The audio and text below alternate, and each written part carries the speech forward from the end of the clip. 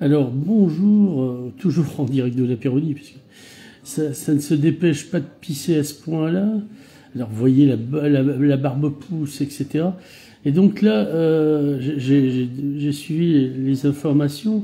Il y a 2 radios historiques de Perpignan et du département qui sont en danger. On voit que les audiences de France Bleu Roussillon plongent, enfin ici, au Sillon. Alors j'avais fait un article qui racontait que au prorata des changements successifs du nom de Radio France Roussillon à Bleu Roussillon à ici, eh ben, elle devenait de moins en moins locale.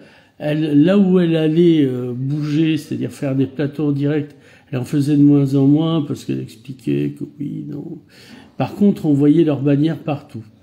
Et on a aussi la même difficulté chez Radio Arels, seule radio catalane en direct. Mais là encore, dès qu'ils ont eu un studio, ils n'ont eu cesse de s'y enfermer, de commencer tôt à 6 heures du matin, d'y avoir plus personne à 13 heures. Et ensuite, ils ont même déménagé au Soleil au prétexte qu'ils n'allaient pas travailler dans une ville fasciste. Mais ça a des conséquences, c'est-à-dire que pendant que se disait que bon, ils pouvaient se fort chabroliser, c'est-à-dire en s'enfermant, en faisant le service minimum, en renouvellement pas.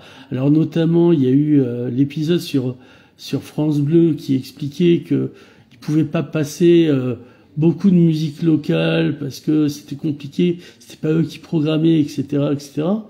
Et donc pendant ce temps-là, il s'est passé des trucs, notamment des événements technologiques, ce que on appelle de la destruction créatrice, et chacun a pu être émetteur, comme moi en ce moment, de son message, faire sa propre radio, faire sa propre télé via YouTube, etc.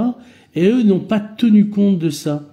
Et petit à petit, les gens qui voulaient autre chose.